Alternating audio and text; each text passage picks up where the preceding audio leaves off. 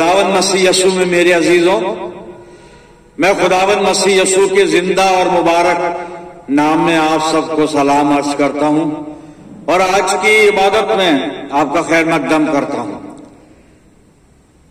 प्रियो, आप हमेशा मेरी दुआओं में रहते हैं और पिछले इतवार को मैं आपसे यूट्यूब पर हम कलाम नहीं हो सका, जिसके लिए मैंने पहले से ही आपको सूचित कर दिया था। पर आज परमेश्वर का धन्यवाद हो, उसने फिर हमें मौका दिया है कि हम इस संगति में हैं और आज जो भी खुदा बाप ने आत्मिक मन्ना हमारे सामने रखा है, जो वचन है, हम उस पर मनन करेंगे। और मेरे साथ आप पौलुस रसूल का खत जो उसने फिलिप्पियों को लिखा है, 3 अध्याय और 12 आयत से 14 आयत मैं आपके सामने पढ़ने जा रहा हूं। और यहां पर इस तरह से पौलुस कलीसिया को लिखता है, ये गरज नहीं कि मैं पा चुका या कामिल हो चुका हूं, बल्कि उस चीज के पकड़ने के लिए दौड़ा हुआ जाता हूं जिसके लिए मसीह यीशु ने मुझे पकड़ा था। अरे भाइयों, मेरा ये गुमान नहीं कि पकड़ चुका हूं, बल्कि सिर्फ ये करता हूं कि जो चीजें पीछे रह गईं उनको भूलकर आगे की चीजों की तरफ बढ़ा हुआ निशान की तरफ दौड़ा हुआ जाता हूं, ताकि उस इनाम को हासिल करूं जिसके लिए खुदा ने मुझे मसीह यीशु में ऊपर बुलाया है। खुदावंद की बरकत उसके पाक कलाम के पढ़े जाने पर और सुने जाने पर हो, आमीन। आइए दुआ करें। खुदावंद मसीह यीशु में प्यारे आसमानी बाप, बड़े अदब के साथ हलीमी और फिरोतनी की रूह में हम तेरे पाक कदमों पर अपने सर झुकाए हुए हैं। खुदा बाप, हमने से हरेक को पाक रूह का मसा अता फरमा कि जब ये कलाम हमारे दिल की जमीन पर गिरे तो ये हमारी जिंदगियों में जड़ पकड़े और बहुत सा फल लाए।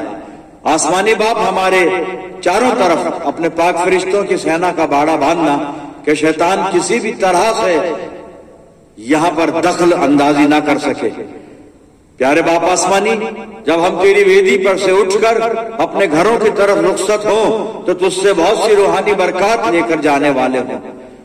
सारी बातों में अपनी जिंदगियों को तेरे इख्तियार में देते हैं और ये दुआ तेरे प्यारे और इकलौते बेटे और अपने उद्धारकर्ता प्रभु यीशु मसीह के जिंदा और मुबारक नाम के वसीले से मांगते हैं, सुन और कबूल कर ले, आमीन। एक बार फिर परमेश्वर का धन्यवाद करते हैं आज की इस अच्छी संगति के लिए और मनन के लिए जो सामने हिस्सा है खुदा बाप ने पहुंचाया है हमारे लिए। और फिलिप्पियों की पत्री, यानी इसको संत पौलुस ने लिखा है और फिलिप्पियों की कलीसिया को लिखा है। इसको हम फिलिप्पियों का खत, फिलिप्पियों की पत्री कहते हैं। और 3 अध्याय उसका 12 से 14 पद पढ़ा था। 14वीं आयत को मैं रिपीट करता हूं। यहां पे पौलुस लिखता है, निशान की तरफ दौड़ा हुआ जाता हूं ताकि उस इनाम को हासिल करूं जिसके लिए खुदा ने मुझे मसीह यीशु में ऊपर बुलाया है। पौलुस इस 14वीं आयत में जिक्र कर रहा है कि मैं एक निशान की तरफ, एक लक्ष्य की तरफ दौड़ा हुआ जाता हूं ताकि उस इनाम को हासिल करूं जिसके लिए खुदा ने मुझे मसीह यीशु में ऊपर बुलाया है।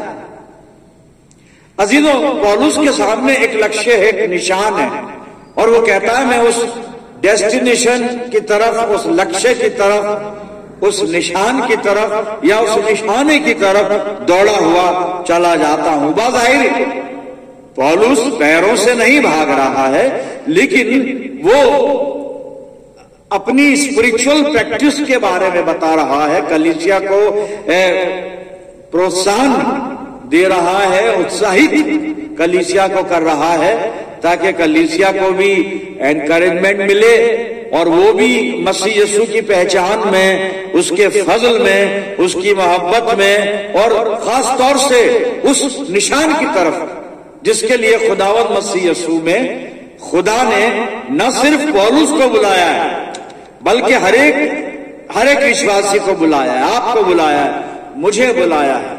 और निशान क्या है? नजात, उद्धार।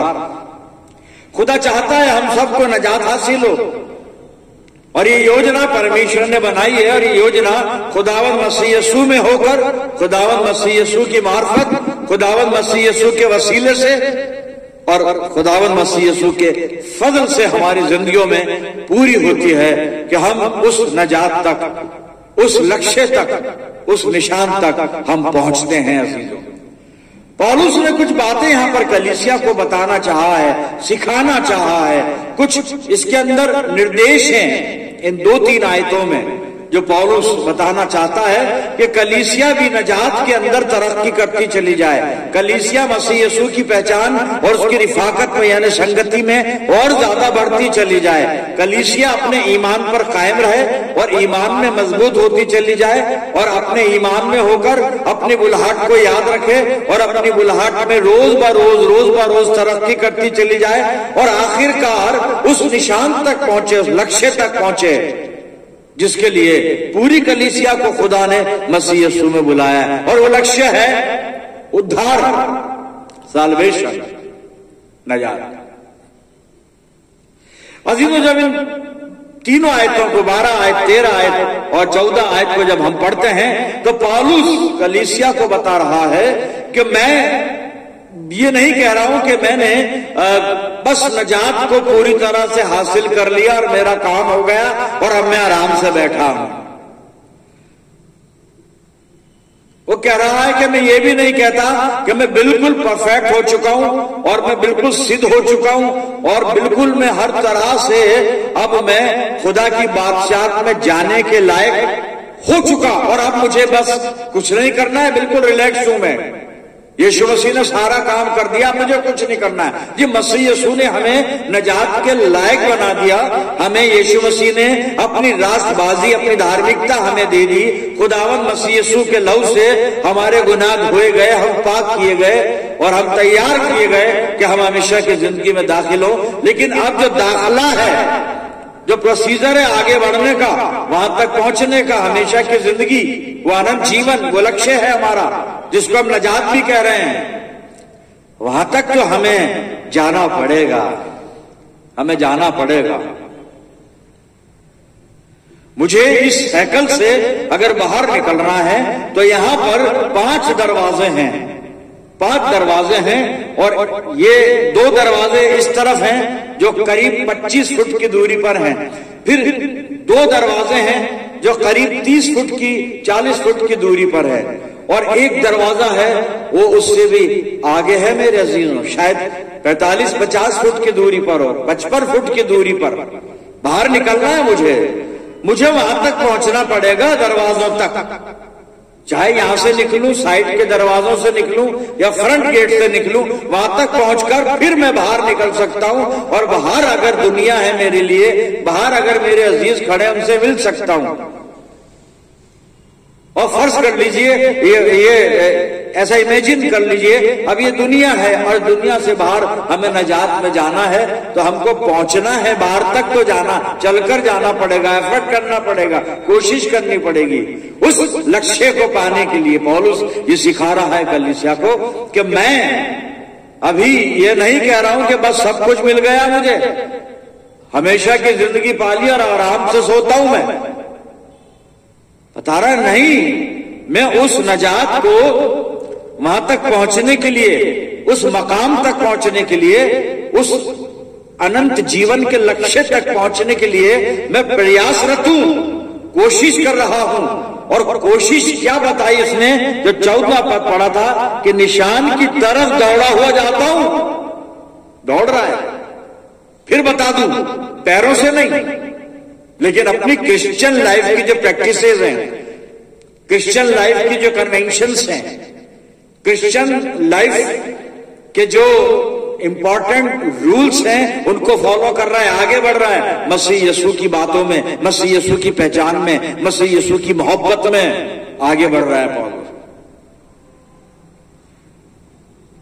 तो पहली बात तो उसने बताया कि मैं आराम से नहीं बैठा हूं, कोशिश करनी है। हर एक ईमानदार, हर एक विश्वासी को रोज ब रोज उस नजात में और आगे बढ़ना है, और आगे बढ़ना है मेरे अजीजों, और प्रोग्रेस करनी है अपने ईमान में, उस साल्वेशन के काम में।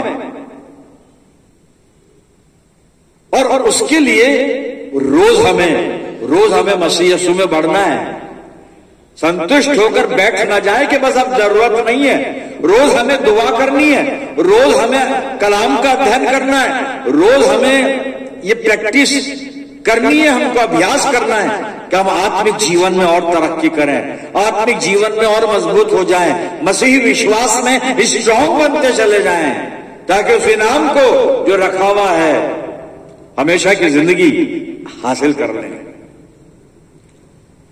अब उसके लिए कुछ टिप्स भी दिए उसने, और वो कहता है आगे चलकर कि जो बातें पीछे की हैं, गुजर गई, जो बीत गया अब उसे मैं भूल चुका हूं। क्या हुआ था क्या नहीं हुआ था, सारी बातों को भूल कर, है ना। 13वें पद में लिखा है, मैं इसको पढ़ देता हूं 13वां पद कि आए भाइयों, मेरा ये गुमान नहीं कि पकड़ चुका हूं, बल्कि सिर्फ ये करता हूं कि जो चीजें पीछे रह गई उनको भूलकर आगे की चीजों की तरफ बढ़ता जाता हूं। पीछे का सब भुला दिया उसने। कल क्या हुआ, परसों क्या हुआ, वो सब वो कहता मेरी लाइफ पहले क्या थी, मसीह लोगों को सताता था वगैरह वगैरह, सब कुछ भूलकर अब एक लक्ष्य है, खुदावंद मसीह यीशु में नजात को हासिल करना। बस मैं तो बढ़ता चला जाता हूं। मेरे अजीजों, क्या हम बढ़ रहे हैं? इबादत कर रहे हैं, दुआ कर रहे हैं, बहुत से काम कर रहे हैं, कलीसिया में खिदमत कर रहे हैं, सब ठीक है। नजात में भी बढ़ते रहना है हमें, मसीह यीशु की मोहब्बत पहचान में भी बढ़ते रहना है, ईमान में भी बढ़ते रहना है हमें, रूहानी जिंदगी में भी तरक्की करते रहना है मेरा जीवन, करते रहना है मेरा जीवन, कि हमारा आत्मिक जीवन में भी तरक्की हो। क्या कर रहे हैं हम? तो पौलुस ने तरीका भी बताया कि वो कैसे दौड़ना है, कैसे बढ़ना है। सबसे पहले तो इधर उधर की सारी चीजों को भूल जाएं, कल परसों पिछला सब कुछ भूलकर आगे बढ़ना है। और जब आगे बढ़े तो सिर्फ एक चीज है सामने, और वो है लक्ष्य, निशान, जिस डेस्टिनेशन पे जाना है। और लक्ष्य हमारा क्या है? सुन चुके हैं, नजात को हासिल करें। तो पौलुस जब दौड़ की बात कर रहा है ना, तो उस दौड़ में पौलुस ने कुछ बातें बताई हैं जो यहां नहीं लिखी है, लेकिन वो जरूरी है साहब। दौड़ में एक रेसर है, दौड़ रहा है, वो पब्लिक बैठी हुई है, हो सकता है पब्लिक हूटिंग करे, दर्शकगण बैठे हैं स्टेडियम में, वो हूटिंग करें, आवाजें तरह तरह की उसके कान तक पहुंचाएं डिस्टर्ब करने के लिए। कुछ उसके फेवर में होंगे तो उसको प्रेज करेंगे, एप्रिशिएट करेंगे, ये शोर भी आएगा कान में, हूटिंग भी आएगी, निंदा भी आएगी, तारीफ भी आएगी, सब कुछ होगा। जब हम प्रभु में बढ़ेंगे बहुत कुछ सारी चीजें यही एक्सपीरियंस करनी पड़ेगी। कुछ लोग हमें कहेंगे भाई बड़े धर्मी बनते हैं, बड़े ये तो ढोंगी लोग हैं, ढोंग करते हैं। कुछ लोग कहेंगे कि नहीं, प्रभु में आगे बढ़ते हैं, प्रभु के लोग हैं, प्रभु के जन हैं। सब तरह की आवाजें आएंगी, हमें उनको नहीं सुनना है। पहली चीज उलझा लेंगी हमें, वो डिस्टर्ब कर देंगी हमें, उससे डिस्टर्ब नहीं होना है। पहली चीज पौलुस जो बता रहा है ना, दौड़ा चला जाता हूं, कहता है मैं अभी ये नहीं कह रहा हूं मैं सिद्ध हो चुका, या वो चीज पा चुका, या वो मंजिल मैंने हासिल कर ली, नहीं। अब कह रहा है दौड़ रहा हूं, अभी भी आगे बढ़ रहा हूं। अभी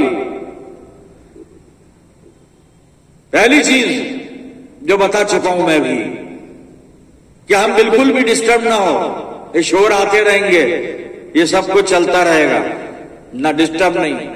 दूसरी चीज, नो रिलैक्स, आराम नहीं है कि भाई थक गए, अब 4 दिन सोएंगे, अब कुछ ना दुआ करनी है 4 दिन, ना बाइबल पढ़नी है 4 दिन, कुछ नहीं करना है, बहुत थकान हो गई, अब रेस्ट करेंगे, अब थोड़ा रिलैक्स करेंगे अपने आप को। थोड़ा वीकेंड पे जैसे बाहर नहीं जाते हैं बहुत से लोग इधर उधर घूमने, हम भी चलो अब चलेंगे, हिल स्टेशन पे जाएंगे और वहां पे प्राकृतिक सीन जो मंजर है वो नजारे देखेंगे हम। नो दुआ, नो कुछ नहीं, कोई बंदगी वगैरह बाद में करेंगे जी, आके रोज करते हैं, कोई रिलैक्स नहीं साहब, नहीं करना है। अगर ये रिलैक्स आ गया तो वहीं पर शैतान रोक देगा हमें, वहीं रोक देगा। नो रिलैक्स, फिर नो स्टॉप, कोई स्टॉप नहीं है यहाँ पे कि अब दौड़ लिए थोड़ी देर रुक जाएं, अब कुछ देर ताजा दम हो जाएं, फिर आगे बढ़ेंगे, थोड़ा ब्रेक कर लेते हैं, थोड़ा ब्रेक नहीं, यहां ब्रेक नहीं है, कंटिन्यू दौड़ना है, रोज प्रभु की संगति में रहना है, रोज प्रभु से प्रार्थना में बातचीत करनी है, रोज प्रभु के वचन से सामर्थ हासिल करनी है, मार्गदर्शन हासिल करना मेरे अजीजों। तो रुकना नहीं है कहीं पर हमको, ये भी ध्यान में रखना है। फिर ध्यान रखें इधर उधर ना हो जाएं, हम ट्रैक से बाहर ना चले जाएं, दौड़ें तो सही दौड़ें, बिल्कुल इधर उधर नहीं दौड़ना है हमको, एक कदम इधर जा रहा है एक इधर जा रहा है, ऐसा नहीं है, सीधे लक्ष्य की तरफ जो पौलुस सिखा रहा है मेरे अजीजों। हम कैसे दौड़ रहे हैं, कैसे दौड़ रहे हैं, पौलुस ने बताया। अभी थोड़ी देर में हमने वचन में से देखा कि पौलुस अपनी बात बता रहा है कि मैं सब बातें इधर उधर की छोड़कर भूलकर उनको अपनी जिंदगी से बाहर करके एक काम कर रहा हूं, वो लक्ष्य की तरफ दौड़ा चला जाता हूं। मेरा और आपका ध्यान किधर है मेरे अजीजों? मैं और आप किस तरफ देखते हैं, लक्ष्य की तरफ या फिर दुनिया की तरफ, दुनिया की बातों की तरफ? क्या है मसला, क्या है हमारे जीवन का? मेरे अजीजों, समर्पण, पूरा समर्पण, यहां पे पौलुस बता रहा है पूरा समर्पण चाहिए, पूरी सावधानी चाहिए, और हमें अपने उद्धार के काम में, उद्धार की योजना जो परमेश्वर ने हमारे जीवन में रख दी है, उसमें आगे बढ़ना है। तीन बातों को ध्यान में रखना है हमको जब हम ईमान की दौड़ में शामिल हैं। तीन बातों को, और पवित्र आत्मा जिसने पूरी बाइबल लिखवाई है भिन्न भिन्न लेखकों से, वो पवित्र आत्मा जब इब्रानियों की पत्री को लिखवा रहा है तो उसके 12वें अध्याय के पहले और दूसरे पद में कुछ कह रहा है पवित्र आत्मा, और जो कह रहा है वो आज जो हम मेडिटेशन कर रहे हैं, जो सीख रहे हैं लक्ष्य की तरफ दौड़ना, उसके बारे में कुछ बता रहा है। और इसको कई बार हमने देखा होगा, आज फिर देख लेते हैं क्योंकि ये आज की बातों से रिलेवेंट है। ये तीन बातें हैं इस दौड़ के लिए। मैं पढ़ रहा हूं इब्रानियों 12 और पहले पद से, इब्रानियों की पत्री 12 अध्याय पहले पद से।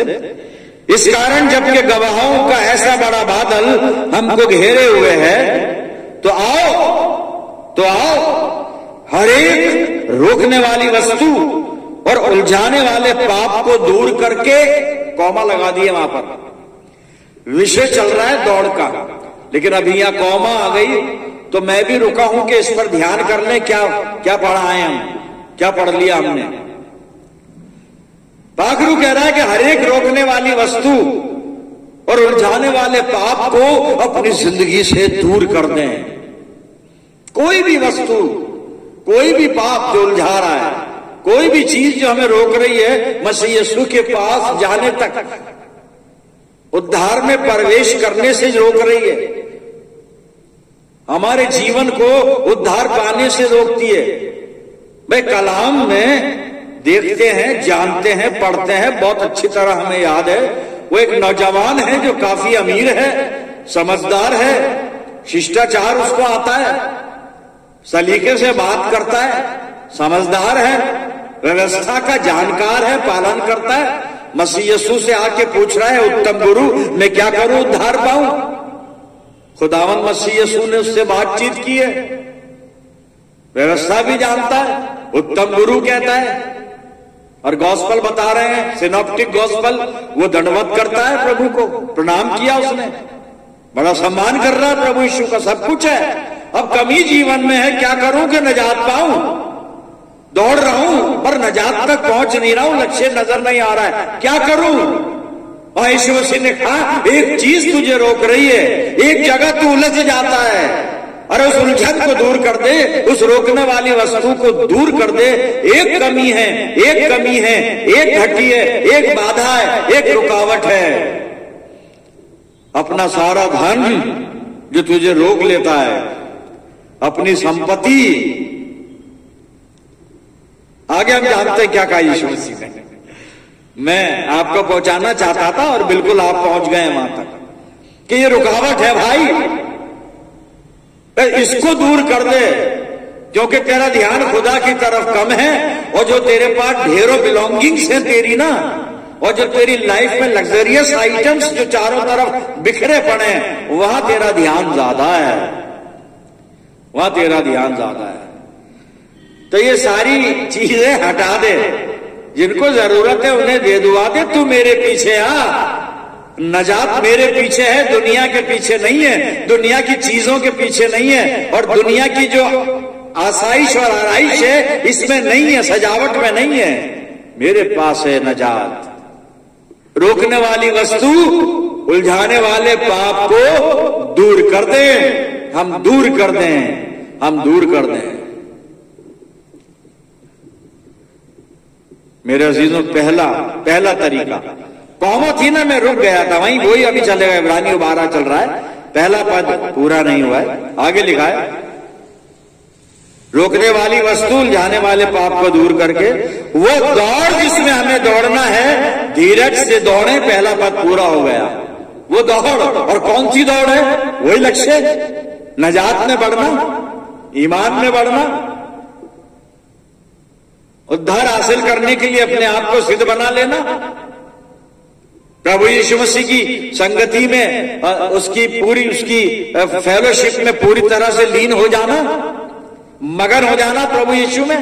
वो दौड़, ये दौड़ है वो। तो कह रहा धीरज, पेशेंस चाहिए, धीरज। अब्राहम की कॉलिंग उत्पत्ति 12 में पढ़ते हैं, और खुदा वादा कर रहा, आराम में तेरी संतान को, तेरे वंश को ऐसा करूंगा जैसे आकाश के तारे या समुद्र के किनारे की जो रेत है ना, उसके कण, उसके जर्रे। और जब ये वादा किया जा रहा है, अब्राहम 75 साल का है साहब,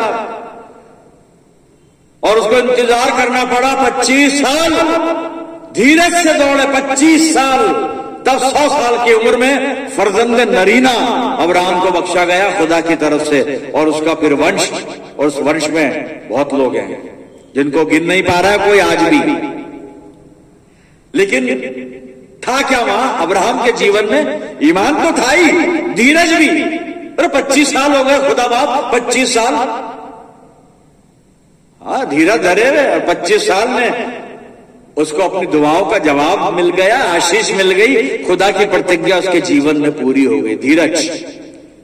दूसरा पद पढ़ते हैं, लिखा है, दूसरे पद में लिखा है, इब्रानियों 12 दूसरे पद में, और विश्वास के कर्ता और सिद्ध करने वाले यीशु की ओर ताकते रहे।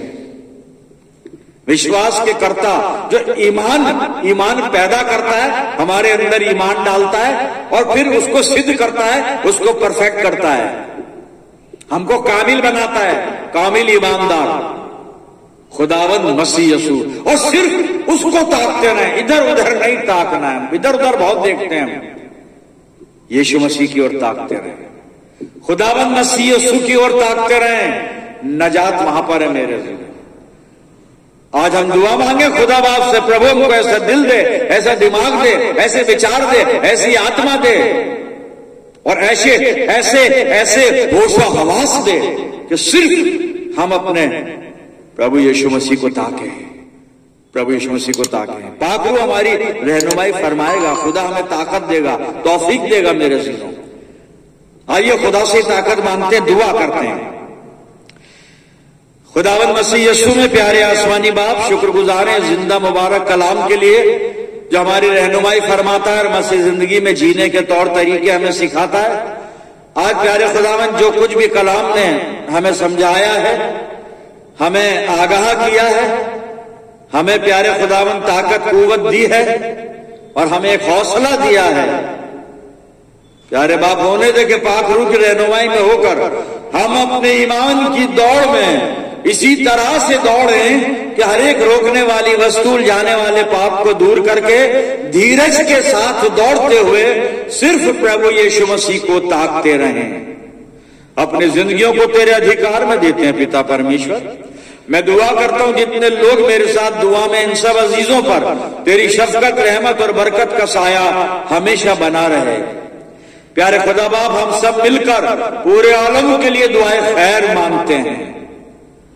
सारी बातों में अपने आप को तेरे कदमों पे रखते हैं पिता परमेश्वर, और ये प्रार्थना तेरे प्यारे पुत्र अपने उद्धार करता खुदावन यीशु मसीह के जिंदा और मुबारक नाम के वसीले से मांगते, सुन और कबूल कर ले, आमीन। अब हमारे खुदावन मसीह यीशु का फजल, खुदा बाप की मोहब्बत, पाक रूह की रिफाकत और शिराकत हम सब के साथ, तमाम ईमानदारों के साथ, हमारी सब कलीसियाओं के साथ अब से लेकर हमेशा तक होती रहे, आमीन।